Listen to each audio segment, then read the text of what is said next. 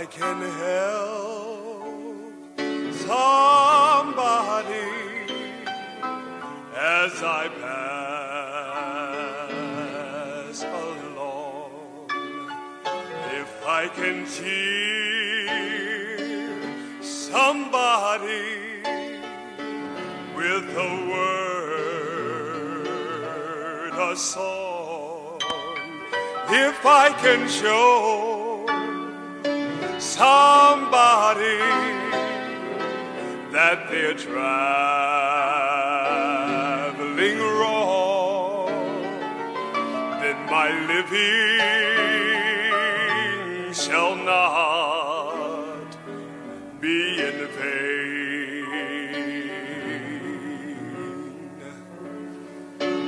Then my living shall not be in vain.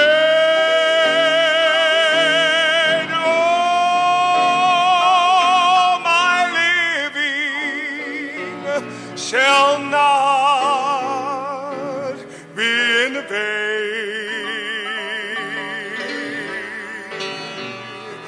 If I can help somebody as I pass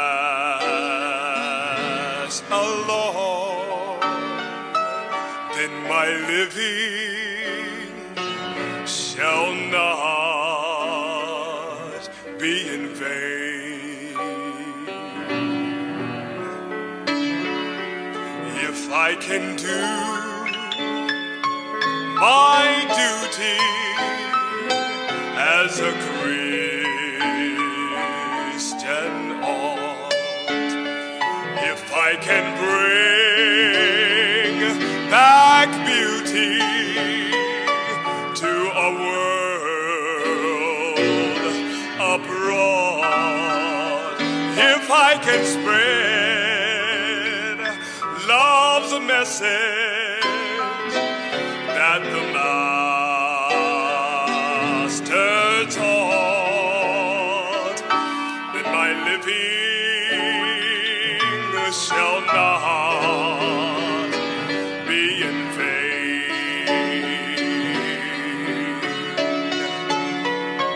Then my living shall not be in vain. Oh, my living shall not be in vain. If I can help somebody as I pass along, then my living shall not be in vain.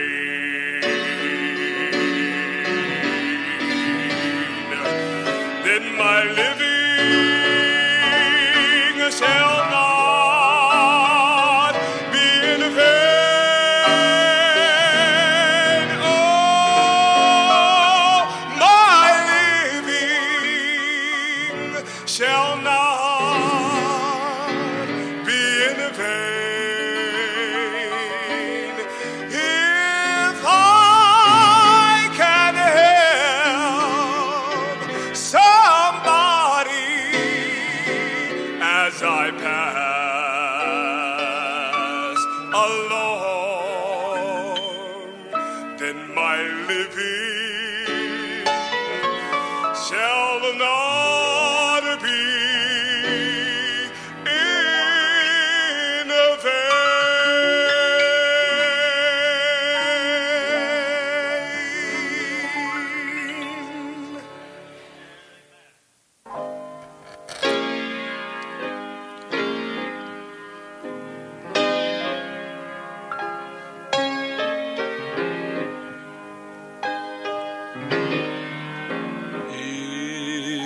Is your burden heavy as you bear it all alone?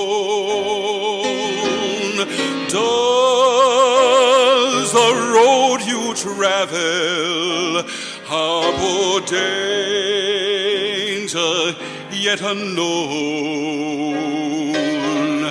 Are you growing weary in the struggle of it all?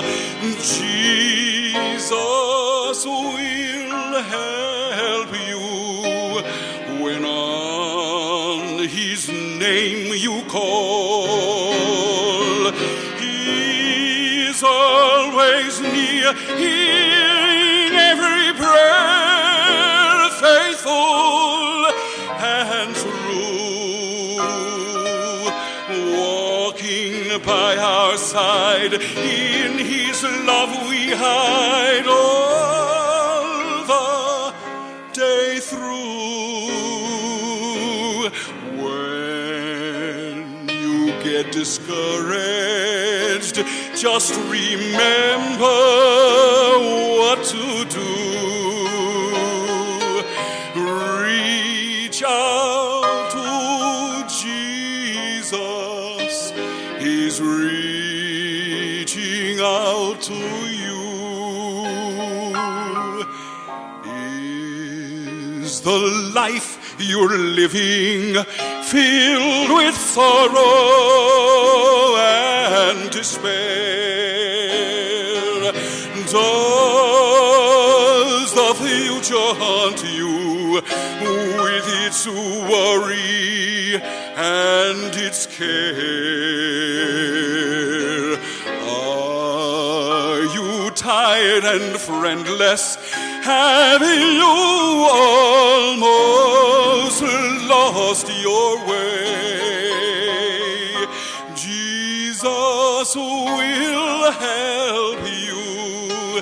Just come to him today. He is always near, hearing every prayer, faithful and true, walking by our side. In his love we hide all the day through. When you get discouraged, just remember what to do.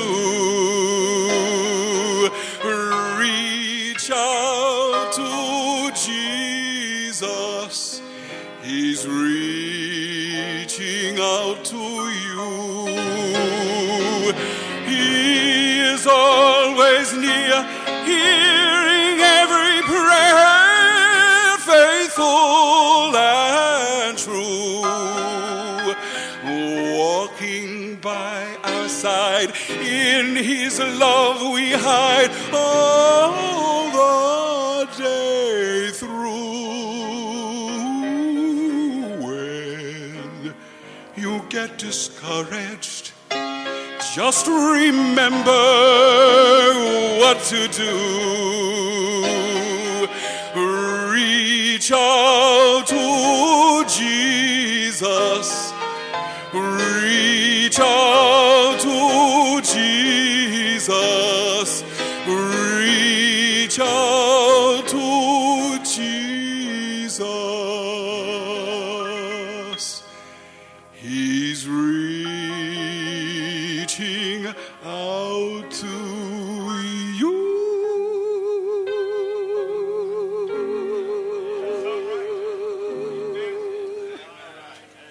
All right. Let's hear it again. All right. Elder Brooks will sing again at the end of our sermon. A fireproof man in hell. Ladies and gentlemen, tonight I'm going to deal with some things that may be a little heavy for Friday night when you work so hard getting ready for the Sabbath. But I'm going to lay it on you anyhow. All right. Because my time isn't long. In Daniel, the 3rd chapter and the 25th verse, I'm going right to the text. And he answered and said, Lo, I see 4 men loose, walking in the midst of fire, and they have no hurt. And the form of the 4th is like the Son of God, a fireproof man in a man-made hell. Lo, I see 4 men loose, walking in the middle of the fire, and they have no hurt. Fireproof in a man-made hell. What brought Shadrach, Meshach, and Abednego to this hot place is a rather fascinating story. It talks about the commitment that a man makes to his God. It talks about pressures that the state may bring on the church. For Nebuchadnezzar, the king, made an image of gold whose height was 60 cubits and the breadth was 6 cubits, and he set it up on the plains of Dura in the province of Babylon.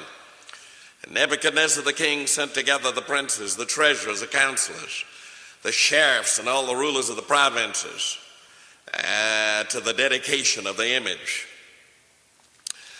And the man told them in verse 5 that at the time you hear the sound of the cornet and the flute and the sackbut and the harp and the psaltery and the dulcimer and all kinds of music, you fall down and worship the golden image that Nebuchadnezzar the king has set up. And whoso falleth not down and worship shall at that same hour be cast into the midst of a burning fiery furnace. Now that's the story.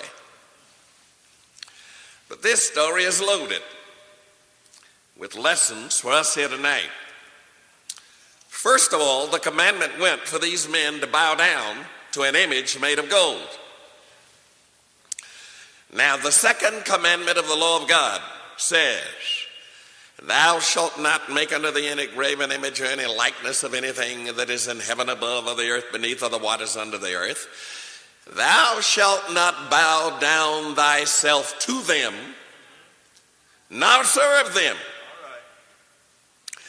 Now, these 3 young fellows, Shadrach, Meshach, and Abednego, had a problem. It's the same problem that you and I have today. It's the problem of dual citizenship. For you see, Shadrach, Meshach, and Abednego were citizens of the kingdom of God. And their king was God. Amen. But they were also citizens of the kingdom of Babylon. As a matter of fact, they were officers in the government, which made it tougher on them. But they were citizens of the kingdom of Babylon, and Nebuchadnezzar was their king too. So they had an earthly king and they had an heavenly king. They had an earthly citizenship and they had an heavenly citizenship. And that sounds innocent until the earthly king decides that he's going to demand something of you that you owe alone to your heavenly king. Right. Now you got a problem. And I want to tell you that right here in America, we've already had that problem. And I should tell you, in all honesty, that according to the Bible, we're going to have it again. That's right. Amen. If you think it's hard to serve the Lord now, hang around. Or I could say, speaking historically, you should have been here when? I mean, in America. When? Now, there are people sitting in front of me right now who've read what I'm about to say, and you didn't know what you were reading. And you heard it taught in school, and not even your teacher understood what she was teaching. But in the next 8 minutes, you will understand it all. When America was established by the Puritans, I think you ought to know that they brought a thing over here from Europe that they were running from in Europe. Now, in your American history, you were given the reason for the establishment of this country. These people were running from religious oppression in Europe. That's why they came here. Specifically, the Anglican Church and the Roman Catholic Church.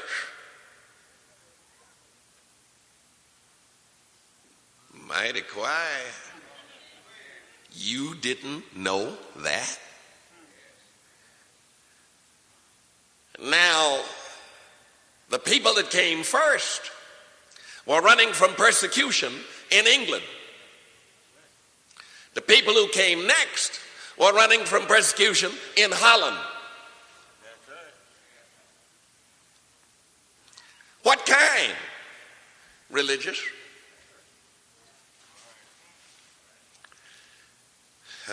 Yeah. You understand what I'm saying? Now, when they got here, they set up a system in America in what finally became the 13 colonies. 13 plus 1, but the 1 was different. And I'll name that one in a minute. They set up a thing in America that if a man didn't go to church, I have a reason for talking to you about this, because it's coming back, and I will show you certain signs right now before your eyes that indicates that America is drifting toward what I am describing to you now. They set up a system where if a man didn't go to church, they put him in jail. Freedom as you know it now did not always exist here. The people came from Europe running from religious oppression and then set up a system of repression in this country as bad as the one they were running from. That's right. Right. Now, when you were studying your American history, you saw pictures right here in America of men sitting in what we call the stocks. Now, you know what stocks are. I'm not talking about stocks and bonds. The stocks were wooden walls with holes cut in them, big enough for a man to get his hands through and his feet through, and sometimes his head through, and the rest of his body was hanging around on the back of the thing. And a man would be put there for days for working on Sunday. You didn't know that? I got pictures of people on the chain gang in America for working on Sunday. So that what the Puritans ran from in Europe, they set up here. And it went on like that until a Baptist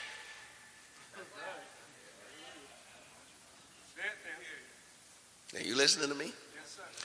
A Baptist. By the way, now listen, don't fool with me now, because history is my hobby. You understand? You start bothering me about history, and I tell you more than you want to know. I got 64 books on the Civil War alone in my library, and I've read all of them. So you start naming one river where a battle was fought, and I'll name you 10 more. So you can afford to listen to me.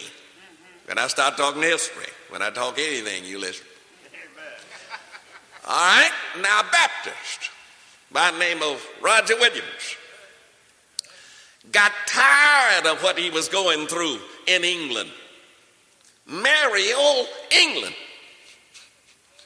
where people were being thrown into jail for just such things as disagreeing with what the Church of England taught. Man, they put them in jail. Religious liberty, as you know it now, is a relatively recent invention. And it is essentially American.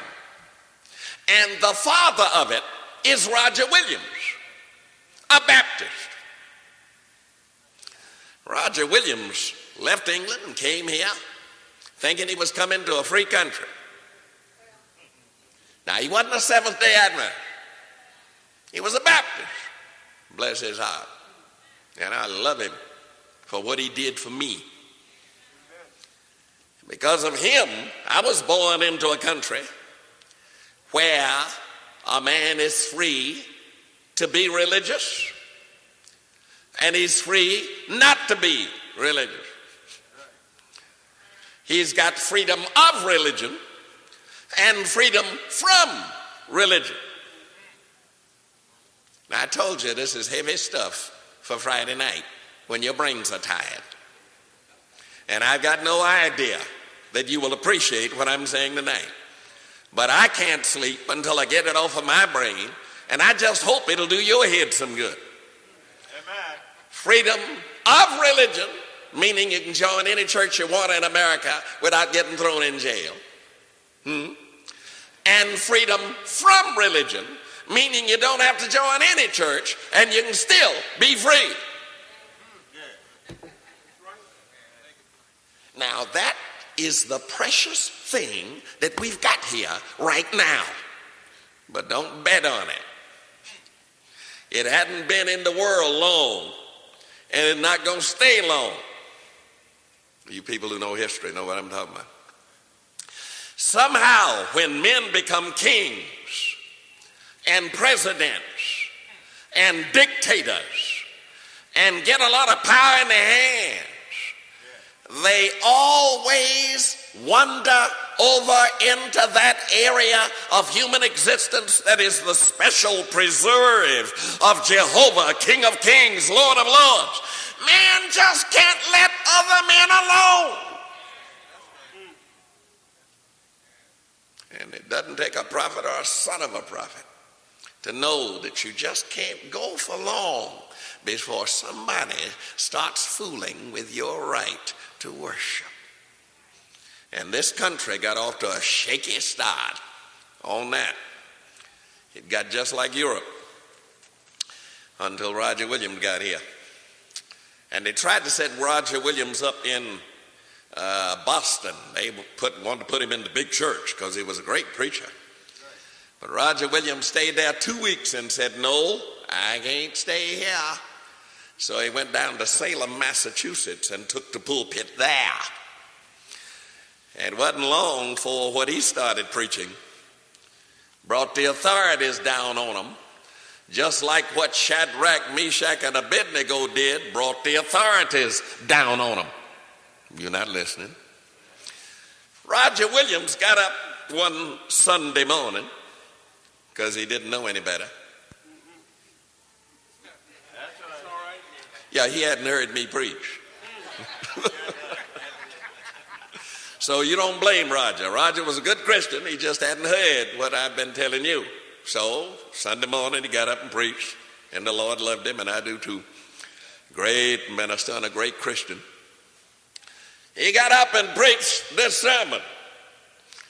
He got up and preached that under God, a man is free to worship God after the dictates of his conscience, that the state has no right to dictate in matters of religion, that a man is not only free to worship God as he wishes, he is free not to worship him if he doesn't want to.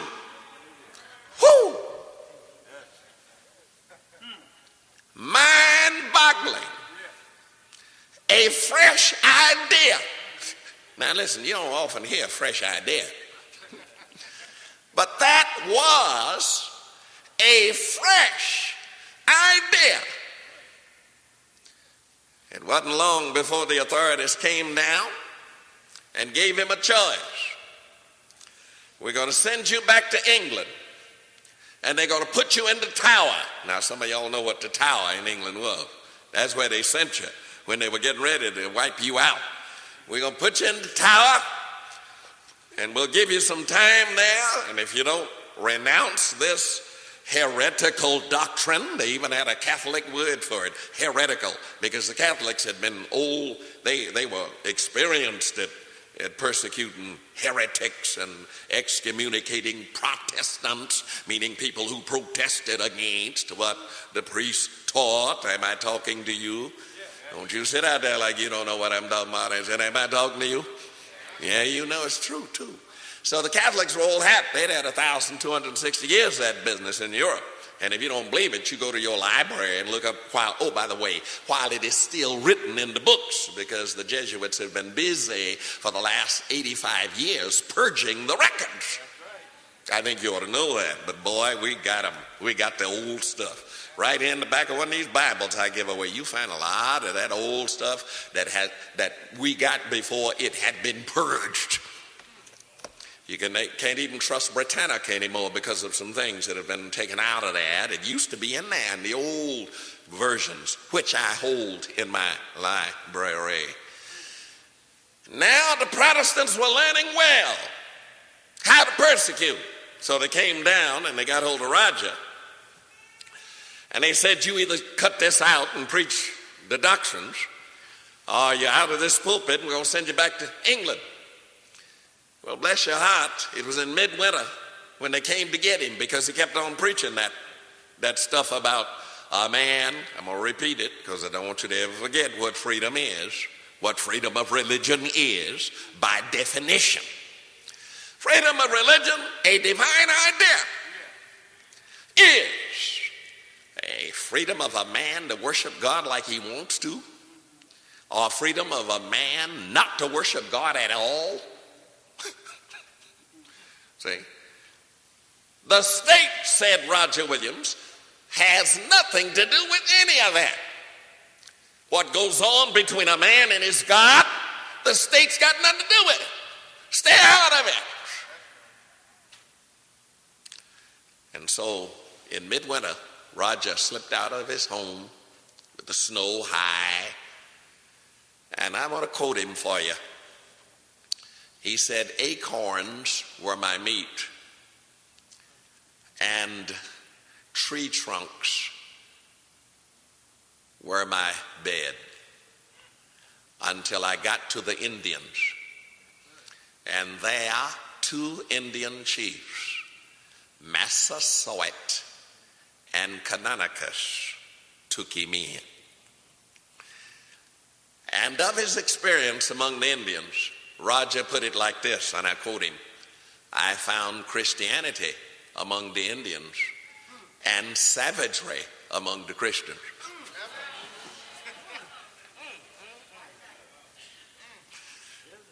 When's it going to get to Shadrach, Meshach, and Abednego? I'm talking about them now. I'm talking about Roger Williams. He was a Shadrach. Shadrach, Meshach, Abednego, and Roger Williams.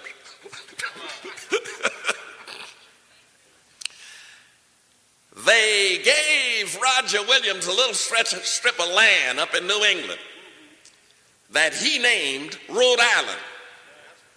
And that's one of the states, Rhode Island. The Indians gave him that. And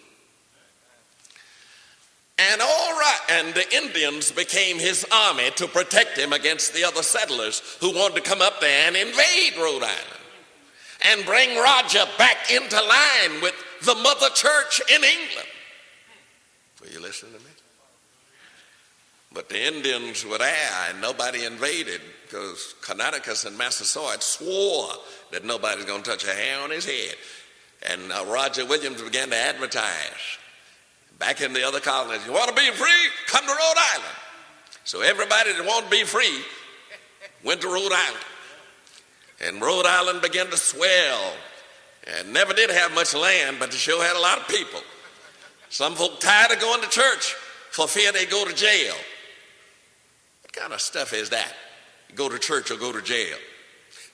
You know, the Lord doesn't want anybody going to church because he's scared to go to jail. If you go to church because you're scared you're going to hell, you might as well stay at home. Because you're going to hell, going to church. Because you got a wrong thing in your head. Are you listening to me? Talk to me then. Are you listening to me? All right, now let's hold on now. I got to get you into that furnace. But let's close out with Roger. Pretty soon Roger had so many Europeans in his colonies that the other colonists decided they were going to make war and wipe out Rhode Island.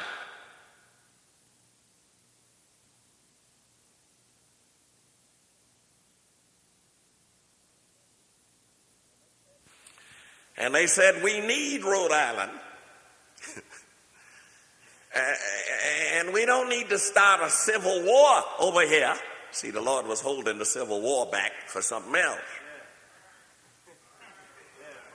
You listening to me? The Lord wouldn't let them start a civil war over that. See, the Lord was going to lay the civil war on them for something else. See, you listen. See, the Lord was holding that back for us. Man, these folk are getting ready to go to war, wipe out Rhode Island, because Rhode Island did not believe in the European system of religious coercion based on civil power. And the Lord put it in the head of Thomas Jefferson and James Madison. Those are familiar names to you. Down there, old Jefferson and Madison argued, why don't we go on and put the Roger Williams concept of religious freedom in the Constitution, and we'll bring Rhode Island in. And that's how it got in there.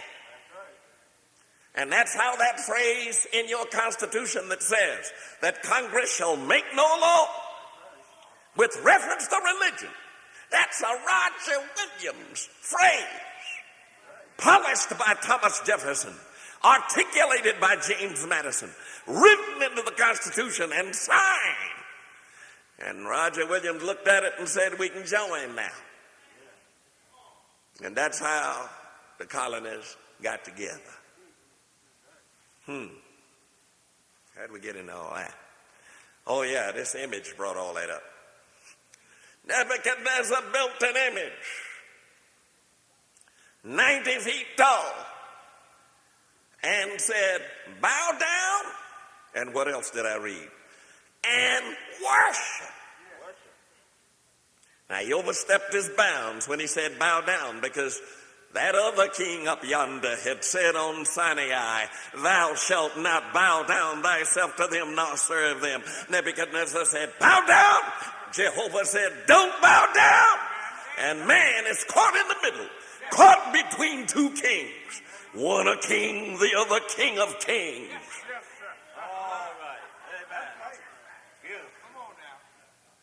Now you understand. There's something fundamental going on in this room. You better listen. Well, I was kind of interested in the reaction of these three fellows. They could easily have fallen down and not worshiped and saved their skin. All they had to do was obey a form of godliness like some folk are doing today. They dress up and go to church and look like they worshiping, but they ain't got their minds on church. They are being respectable. Yeah, they look like Christians. They kind of act like Christians. They're good actors. They'd have done well in Hollywood. Come on. Yeah, church, the church, as Shakespeare would put it, the church is a stage, and he is an actor. How do Christians act? Well, they dress up and smell up and fix up and look, put on that pious church face and march in like they wouldn't swat a fly if he landed on their cup. Good actors. Now, Shadrach, Meshach, and Abednego could go to die. All they had to do was just bow down. They could have bowed down and started quoting, now lay me down to sleep, anything. You don't need to have their minds on what's going on. Just get by and act like one. But there was something within them. Charlie Brooks, I want you to sing that for me tomorrow. Something within me. See, it was something within them that held the rein. That's what the song says. Something within me that holdeth a rein. When you really got it inside of you, man, you can't even play like you're doing wrong.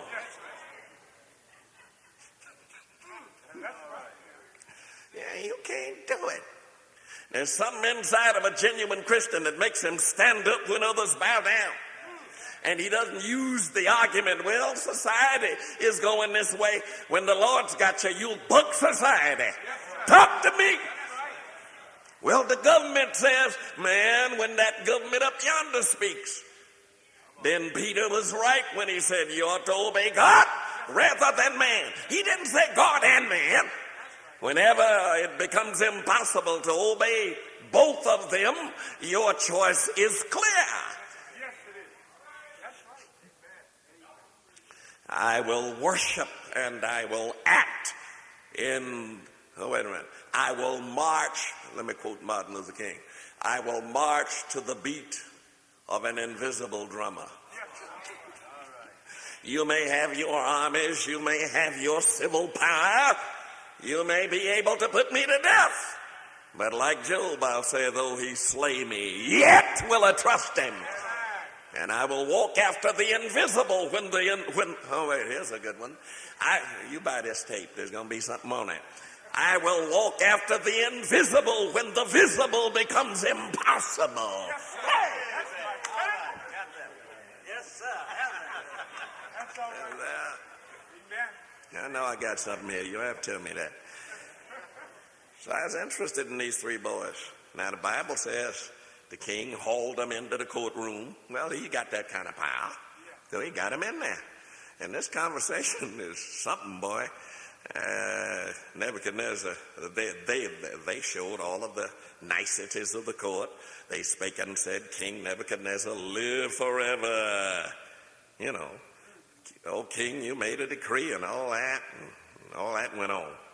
And finally, Nebuchadnezzar broke in and said, oh, Shadrach, verse 14, is it true, Shadrach, Meshach, and Abednego, called to roll, didn't miss nobody, do ye not serve my gods, nor worship the golden image that I've set up? Now I'm going to give you another chance, he said in verse 15.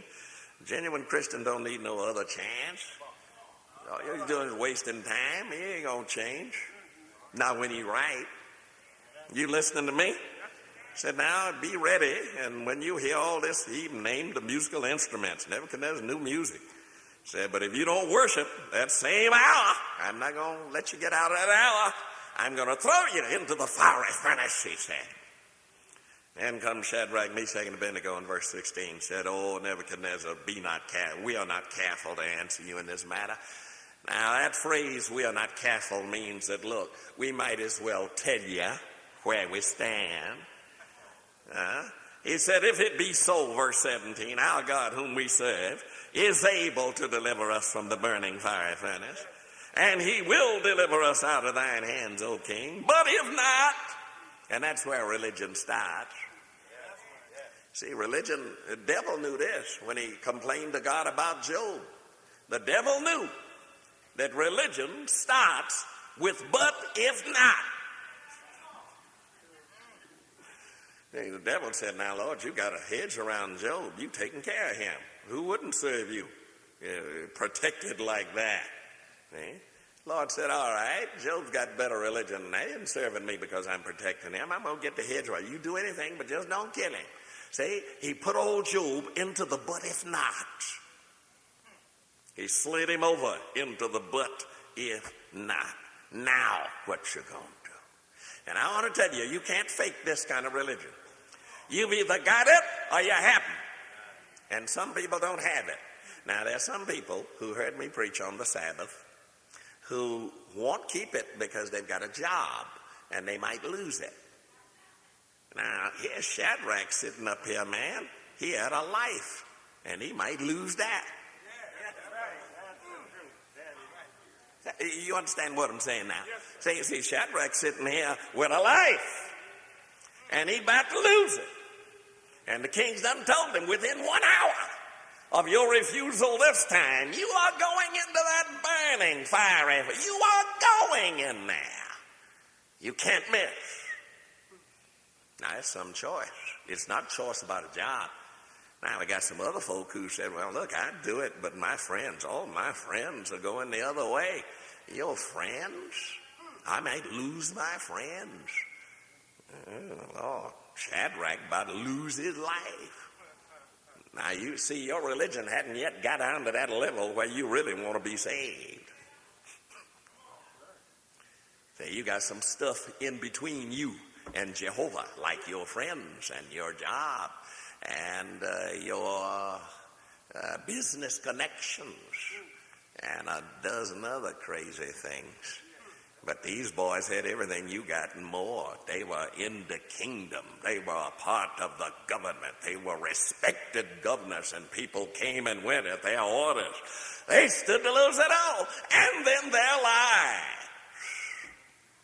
And here's what they told the king. Now, the God that we serve is able to deliver us out of your hands. And now they said two things now. They were right sassy in there. I'm not sure if I'd have come out quite like that.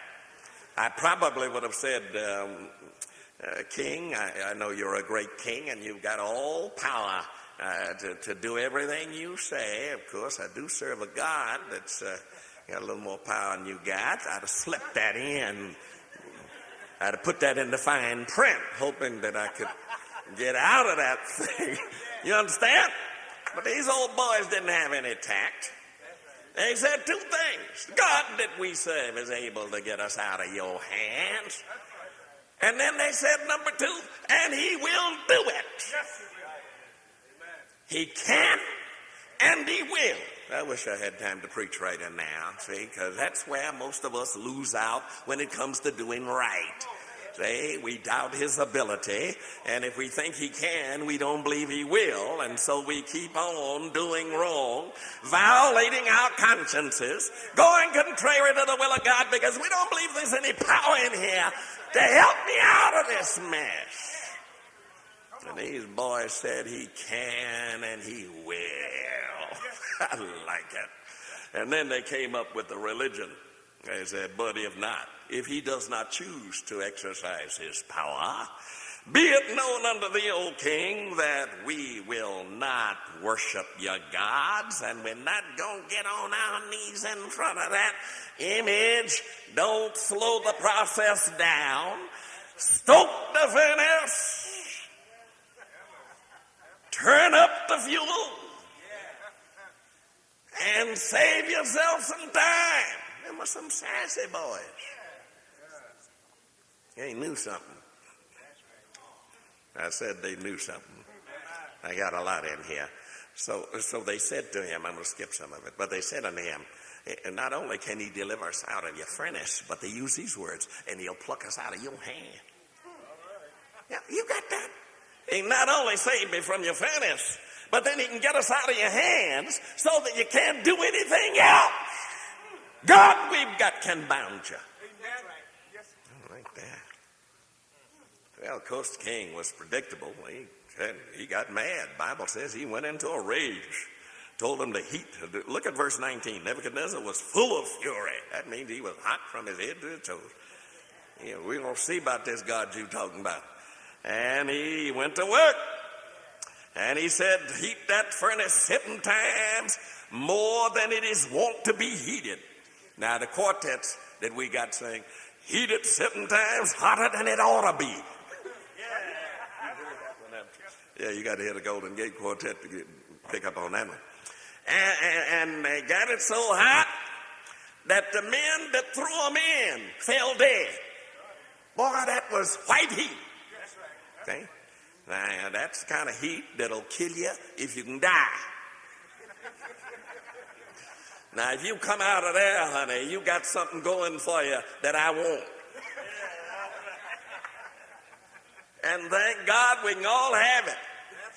All they had was faith in God. He can deliver us out of your hands. He can deliver us out of your furnace. But if not, we're going to go down singing, blessed be the name of the Lord. Boy, you're back to Job again, aren't you? The Lord hath given, the Lord hath taken, blessed be the... You know, Christians don't give up on God when things go wrong. When the bills are high and the money is low. When your health is bad and the doctor can't reach your case. You don't give up on God. When it looks worse for you, you say, blessed be the name of the Lord. Even if you don't get me out of this, I know you're God anyhow. And if I got to die now, I know you're alive, that you're going to stand in the latter day upon the earth. You're going to call and I'm going to answer. So whether you deliver me now or deliver me later, you're God. You know, some of your prayers need to change. You know, last prayer you prayed, oh, Lord, I love you so much, but now, Lord, you know, I got a list here. Give me. And, oh, Lord, look out for me, give me. Well, you ever get on your knees and say, oh, God, thank you for being God. I don't know what I'd do if you wasn't there. And just knowing you are there brings comfort to my life, strength and joy to my soul.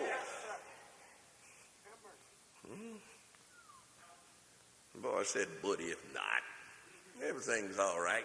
God we serve can pull our ashes together in the resurrection. I told you that night I preached on dry bones in the valley. I told you about them ashes and that alligator eating me and depositing me in about 5 sections along the banks of the Zambezi, and then they had a flood and then spread my particles all over the earth. Don't nobody even know where they went, but somebody was watching.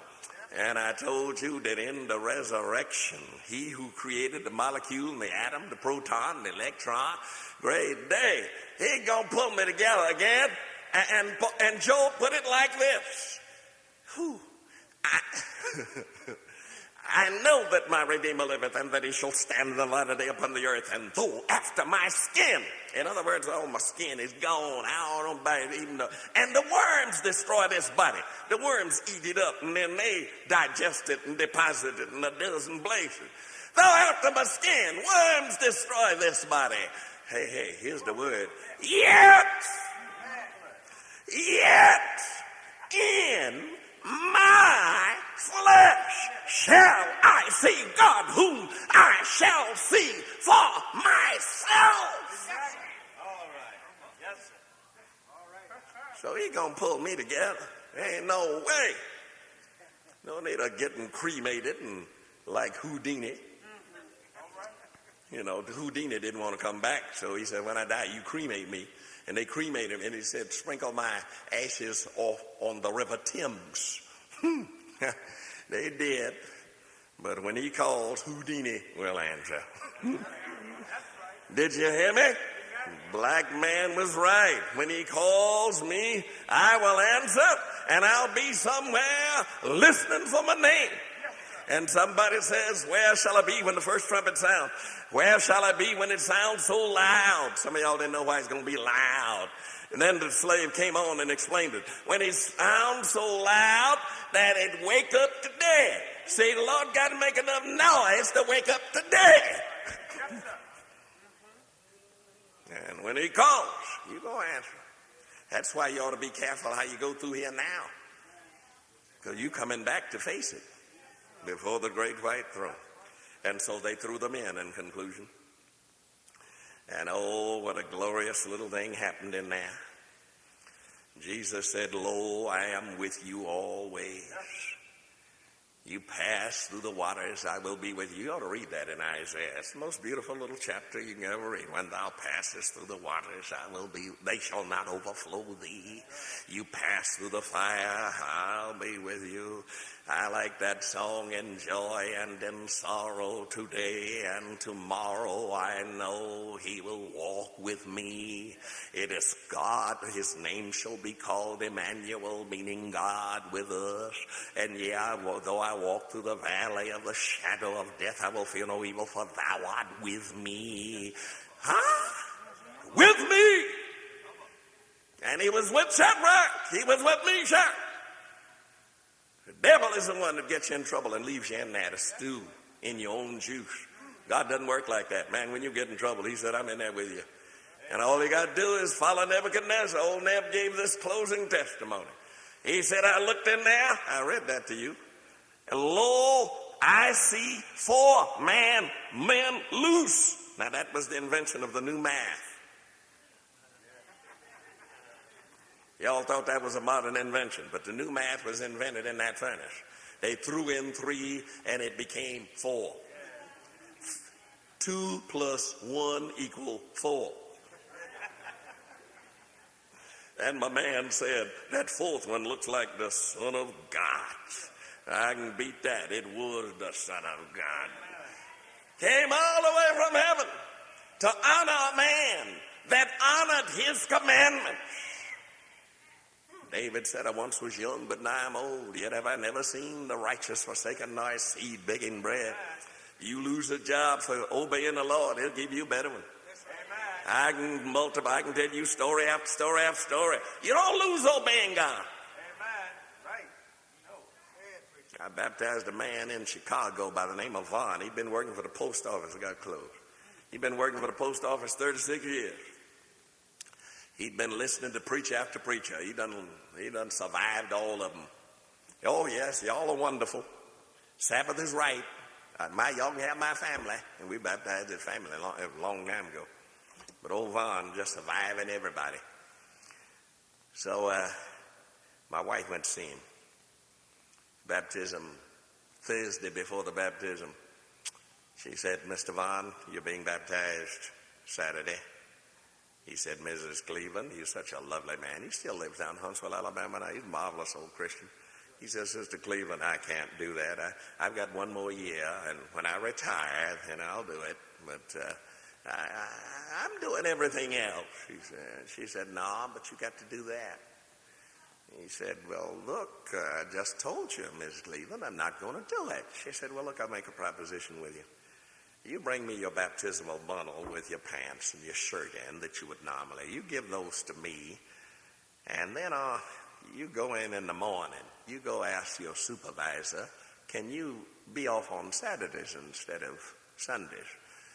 And we'll be praying at 11 o'clock. Now, you go in at 11, and we're going to be praying for you. Old Vaughn went in, shifted from one foot to the other. Supervisor gets real busy. They all do when you come in. Start slinging paper. All right, what is it? It was probably sleep before you came. Yeah. He said, sir, I want to make a request. He's very meek, mild, humble kind of a fellow. The guy said, all right, Vaughn, what is it? Hurry, what is it? He said, look, I'm getting ready to be baptized, and I want to be a Sabbath keeper. It's on my conscience. It's bugging me, and I just want to do it. And I wondered if you would allow me to be off on Saturdays. Of course, Vaughn, you've been here 36 years. What else can I do for you? Hurry up. Anything else? Vaughn ran out backward. No, sir. And with these hands, I put that distinguished-looking father down in the name of the Father, Son, and the Holy Ghost and brought him up. And to this day, he said, it wasn't your preaching, it was your wife. And a woman wouldn't let me alone. And I made the mistake of promising her I'd ask. I didn't know her prayers were that powerful. Said, but she was praying while I was asking. And the man said, you got it. Anything else? Yes, sir. That's all right. Now, all that's well and good. But if not, now that's where your religion starts. Suppose the man had told him no.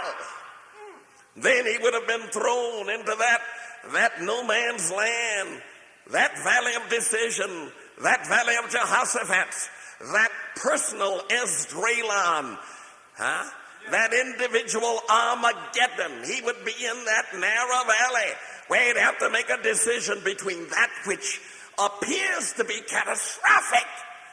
What can I do if I don't have a job and I've got to pay a house note and a car note and kids to feed and a kid in college and a wife to... What if?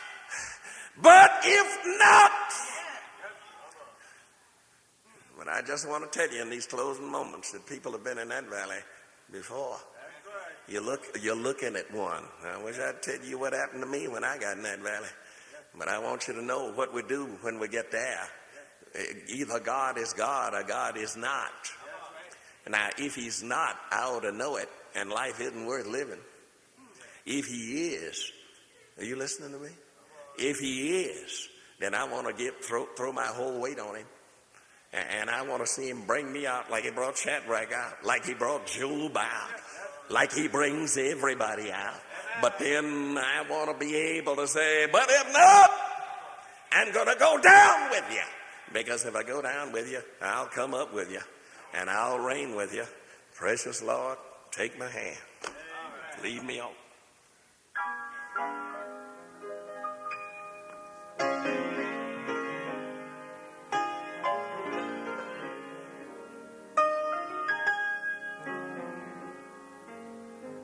Precious Lord, take my hand,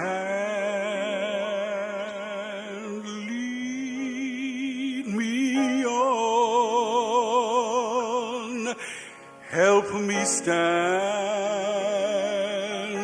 I am tired, I am weak.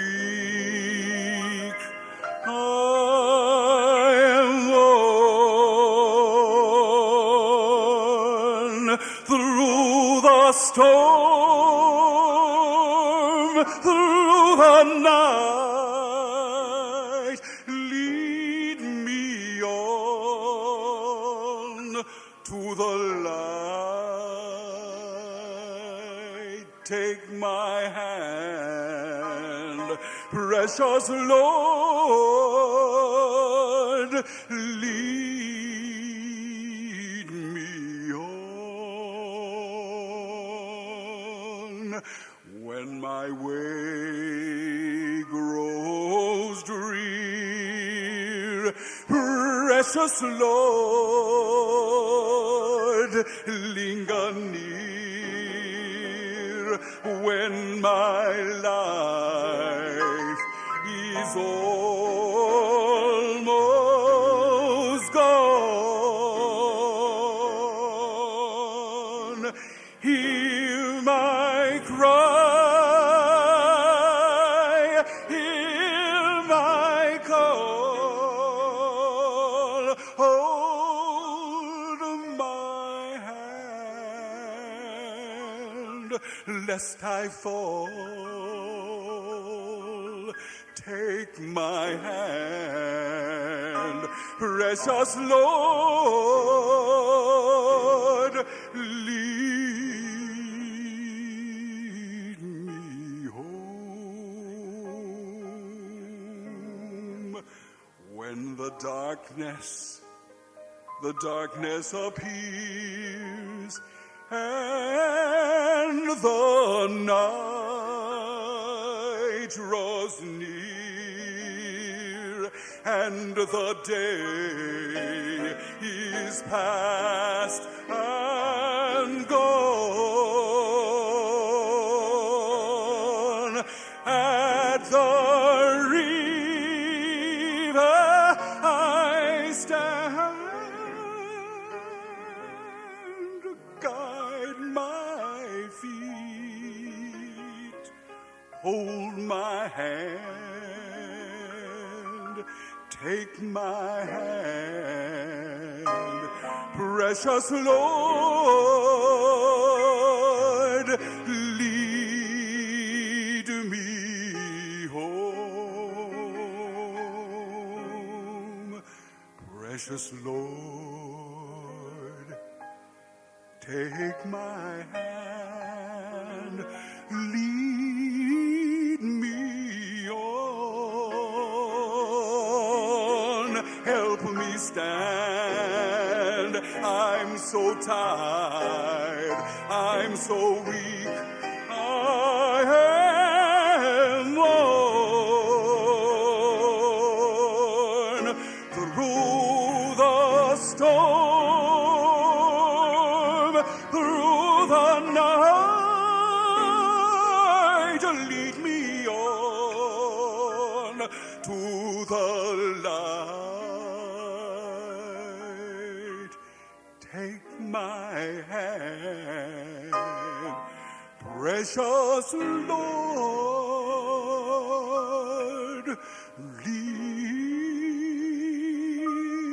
me home.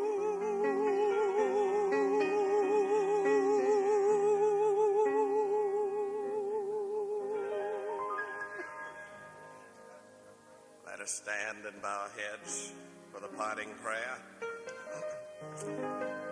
Have faith in God. On his side, take your stand. Have faith in God, though pressed on every hand. Have faith in God, you'll reach the promised land. Have faith, dear friend, in God.